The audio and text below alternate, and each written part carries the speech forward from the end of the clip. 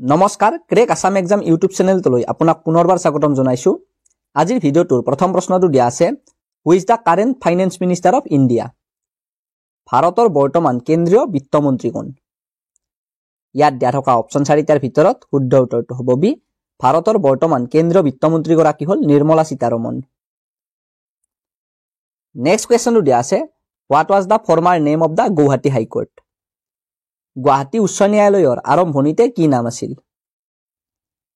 ইয়াত দিয়া থকা অপশ্যন 4টাৰ ভিতৰত শুদ্ধ উত্তৰটো হ'ব ডি। গুৱাহাটী উচ্চ ন্যায়ালয়ৰ আৰম্ভণিতে নাম আছিল অসম উচ্চ ন্যায়ালয়।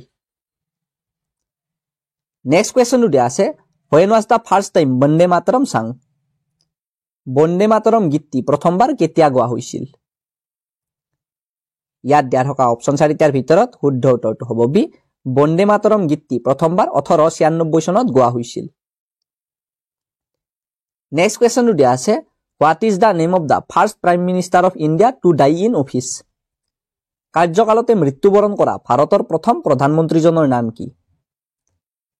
ইয়াত দিয়া থকা অপশ্যন 4টাৰ ভিতৰত শুদ্ধ উত্তৰটো হ'ব এ।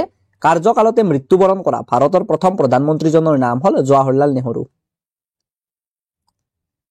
নেক্সট কুৱেশ্যনটো দিয়া আছে, who was the first president of the Assam Pradesh Congress committee? Assam Pradesh Congress কমিটিৰ প্ৰথম সভাপতি কোন আছিল? ইয়াত দিয়া থকা অপশ্যন 4টাৰ ভিতৰত শুদ্ধ উত্তৰটো হ'ব চি। অসম প্ৰদেশ কংগ্ৰেছ কমিটিৰ প্ৰথমগৰাকী সভাপতি আছিল কুলধৰ চলিহা। ভিডিঅ'টোত আগলৈ যোৱাৰ আগতে আপোনালোকক জনাব বিচাৰিছো যে এইখন আমাৰ চেনেলৰ তৰফৰ পৰা ৮,০০০তকৈও অধিক প্ৰশ্নৰে সম্পূৰ্ণ পাঠ্যক্ৰম অনুসৰি প্ৰস্তুত কৰা বেষ্ট ই গাইড বুক হয় আৰু অসম চৰকাৰৰ পৰা মুকলি কৰা ১২,৬০০টা তৃতীয় আৰু চতুৰ্থ বৰ্গৰ নতুন পদৰ লিখিত পৰীক্ষাৰ বাবে এই ই বুকখন খুবেই প্ৰয়োজনীয় হ'ব আৰু আমাৰ বিশ্বাস আছে যে এই ই বুকখনৰ পৰা এই পৰীক্ষাত ভালেখিনি প্ৰশ্ন কমন আহিব। গতিকে যদি আপুনি এই ই বুকখন ডাউনলোড কৰিব বিচাৰে তেন্তে ডেছক্ৰিপশ্যনত দিয়া থকা লিংকটোত ক্লিক কৰি অতি কম মূল্যত ডাউনলোড কৰি ল'ব পাৰে। ধন্যবাদ। নেক্সট কুৱেশ্যনটো দিয়া আছে, which called the father of civil services in India? কোনজন ইংৰাজক প্ৰশাসনিক সেৱাৰ জনক বুলি কোৱা হয়? ইয়াত দিয়া থকা অপশ্যন 4টাৰ ভিতৰত শুদ্ধ উত্তৰটো হ'ব বি। চাৰ্লছ কৰ্ণৱালিছক প্ৰশাসনিক সেৱাৰ জনক বুলি কোৱা হয়। নেক্সট কুৱেশ্যনটো দিয়া আছে, who founded the Calcutta medical college? কোনে কলিকতা চিকিৎসা মহাবিদ্যালয় প্ৰতিষ্ঠা কৰিছিল? ইয়াত দিয়া থকা অপশ্যন 4টাৰ ভিতৰত শুদ্ধ উত্তৰটো হ'ব চি। লৰ্ড উইলিয়াম বেণ্টিংকে কলিকতা চিকিৎসা মহাবিদ্যালয় প্ৰতিষ্ঠা কৰিছিল। নেক্সট কুৱেশ্যনটো দিয়া আছে, who was the captain of the Indian মেনছ hockey team at the Tokyo' Olympics? Tokyo' অলিম্পিকত ভাৰতীয় পুৰুষ হকী দলৰ অধিনায়ক কোন আছিল? ইয়াত দিয়া থকা অপশ্যন 4টাৰ ভিতৰত শুদ্ধ উত্তৰটো হ'ব বি। টকিঅ' অলিম্পিক 2020ত ভাৰতীয় পুৰুষ হকী দলৰ অধিনায়কগৰাকী আছিল মনপ্ৰীত সিং। নেক্সট কুৱেশ্যনটো দিয়া আছে, what is the name of the country that won the most medal in the Tokyo' Olympics 2020? Tokyo' Olympic 2020ত সৰ্বাধিক পদক লাভ কৰা দেশখনৰ নাম কি? ইয়াত দিয়া থকা অপশ্যন 4টাৰ ভিতৰত শুদ্ধ উত্তৰটো হ'ব এ। টকিঅ' অলিম্পিক 2020ত সৰ্বাধিক পদক লাভ কৰা দেশখনৰ নাম হ'ল আমেৰিকা যুক্তৰাষ্ট্ৰ। আমেৰিকা যুক্তৰাষ্ট্ৰই টকিঅ' অলিম্পিক 2020ত মুঠ 113টা পদক লাভ কৰিছিল। নেক্সট কুৱেশ্যনটো দিয়া আছে, who is the Assamese to be awarded the title of forest men of India? Forest men of India উপাধি পোৱা অসমীয়া ব্যক্তিগৰাকী কোন? ইয়াত দিয়া থকা অপশ্যন 4টাৰ ভিতৰত শুদ্ধ উত্তৰটো হ'ব C. Forest men of India উপাধি পোৱা অসমীয়া ব্যক্তিজন হ'ল যাদৱ পায়েং। নেক্সট কুৱেশ্যনটো দিয়া আছে, who was the composer of the state anthem of Assam O' Mor Aponar দেশ? অসমৰ জাতীয় সংগীত অ' মোৰ আপোনাৰ দেশ গীতটিৰ সুৰকাৰ কোন আছিল? ইয়াত দিয়া থকা অপশ্যন 4টাৰ ভিতৰত শুদ্ধ উত্তৰটো হ'ব বি। অসমৰ জাতীয় সংগীত অ' মোৰ আপোনাৰ দেশ গীতটিৰ সুৰকাৰ আছিল কমলা প্ৰসাদ আগৰৱালা। নেক্সট কুৱেশ্যনটো দিয়া আছে, who was the first female চাব ডিভিজনেল মেজিষ্ট্ৰেট অফ আছাম? অসমৰ সৰ্বপ্ৰথম মহিলা মহকুমাধিপতি কোন আছিল? ইয়াত দিয়া থকা অপশ্যন 4টাৰ ভিতৰত শুদ্ধ উত্তৰটো হ'ব এ। অসমৰ সৰ্বপ্ৰথম মহিলা মহকুমাধিপতিগৰাকী আছিল সুচিব্ৰতা ৰায়চৌধুৰী। নেক্সট কুৱেশ্যনটো দিয়া আছে, in which field is the Vikram Sarabhai award awarded? কোনটো ক্ষেত্ৰত বিক্ৰম চাৰাভাই বঁটা প্ৰদান কৰা হয়? ইয়াত দিয়া থকা অপশ্যন 4টাৰ ভিতৰত শুদ্ধ উত্তৰটো হ'ব চি। মহাকাশ গৱেষণাৰ ক্ষেত্ৰত বিক্ৰম চাৰাভাই বঁটা প্ৰদান কৰা হয়। নেক্সট কুৱেশ্যনটো দিয়া আছে, the Shanti Swarup Bhatnagar award is awarded in which field? Shanti Swarup Bhatnagar বঁটা কোনটো ক্ষেত্ৰত প্ৰদান কৰা হয়?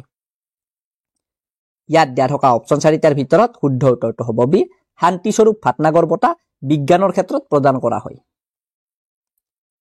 নেক্সট কোৱেশ্চনটো দিয়া আছে when was Hindi declared as the official language of India ভাৰতত হিন্দী কেতিয়া চৰকাৰী ভাষা হিচাপে ঘোষণা কৰা হৈছিল ইয়াত দিয়া থকা অপচন 4টাৰ ভিতৰত শুদ্ধ উত্তৰটো হ'ব ডি 1965 চনৰ 26 জানুৱাৰী তাৰিখে ভাৰতত হিন্দীক চৰকাৰী ভাষা হিচাপে ঘোষণা কৰা হৈছিল নেক্সট কোৱেশ্চনটো দিয়া আছে what is the second most spoken language in India after Hindi হিন্দীৰ পিছত ভাৰতৰ দ্বিতীয় সৰ্বাধিক কোৱা ভাষাটো কি ইয়াত দিয়া থকা অপচন 4টাৰ ভিতৰত শুদ্ধ উত্তৰটো হ'ব সি হিন্দীৰ পিছত ভাৰতৰ দ্বিতীয় সৰ্বাধিক কোৱা ভাষাটো হ'ল বাংলা ভাষা নেক্সট কোৱেশ্চনটো দিয়া আছে which river is called the sorrow of Odisha কোনখন নদীক উৰিষ্যাৰ শোক বুলি কোৱা হয় ইয়াত দিয়া থকা অপচন 4টাৰ ভিতৰত শুদ্ধ উত্তৰটো হ'ব ডি মহানদী নদীখনক উৰিষ্যাৰ শোক বুলি কোৱা হয় নেক্সট কোৱেশ্চনটো দিয়া আছে the slogan do or die is associated with which movement কৰিম কিংবা মৰিম শ্লোগানটো কোনটো আন্দোলনৰ লগত জড়িত ইয়াত দিয়া থকা অপচন 4টাৰ ভিতৰত শুদ্ধ উত্তৰটো হ'ব সি কৰিম কিংবা মৰিম শ্লোগানটো ভাৰত ত্যাগ আন্দোলনৰ লগত জড়িত নেক্সট কোৱেশ্চনটো দিয়া আছে what is the name of the first state of India formed on the basis of language ভাষাৰ আধাৰত গঠন হোৱা ভাৰতৰ প্ৰথম ৰাজ্যখনৰ নাম কি ইয়াত দিয়া থকা অপচন 4টাৰ ভিতৰত শুদ্ধ উত্তৰটো হ'ব ডি ভাষাৰ আধাৰত গঠন হোৱা ভাৰতৰ প্ৰথম ৰাজ্যখনৰ নাম হ'ল অন্ধ্ৰপ্ৰদেশ নেক্সট কোৱেশ্চনটো দিয়া আছে when was the last session of the constituent assembly held সংবিধান সভাৰ অন্তিমখন বৈঠক কেতিয়া হৈছিল ইয়াত দিয়া থকা অপচন 4টাৰ ভিতৰত শুদ্ধ উত্তৰটো হ'ব ডি সংবিধান সভাৰ অন্তিমখন বৈঠক 1950 চনৰ 24 জানুৱাৰী তাৰিখে অনুষ্ঠিত হৈছিল নেক্সট কোৱেশ্চনটো দিয়া আছে who was the king of Morans when Sukapha entered Assam চুকাফাৰ অসম প্ৰৱেশৰ সময়ত মৰাণসকলৰ ৰজা কোন আছিল ইয়াত দিয়া থকা অপচন 4টাৰ ভিতৰত শুদ্ধ উত্তৰটো হ'ব সি চুকাফাৰ অসম প্ৰৱেশৰ সময়ত মৰাণসকলৰ ৰজা আছিল বডৌচা নেক্সট কোৱেশ্চনটো দিয়া আছে which mountain did Sukapha cross to enter Assam চুকাফাই কোনখন পৰ্বত পাৰ হৈ অসমত প্ৰৱেশ কৰিছিল ইয়াত দিয়া থকা অপচন 4টাৰ ভিতৰত শুদ্ধ উত্তৰটো হ'ব বি চুকাফাই পাটকাই পৰ্বত পাৰ হৈ অসমত প্ৰৱেশ কৰিছিল নেক্সট কোৱেশ্চনটো দিয়া আছে what was the extent of the kingdom of Kamrup Kamrup ৰাজ্যৰ বিস্তৃতি কিমান আছিল ইয়াত দিয়া থকা অপচন 4টাৰ ভিতৰত শুদ্ধ উত্তৰটো হ'ব সি কামৰূপ ৰাজ্যৰ বিস্তৃতি আছিল প্ৰায় 1700 মাইল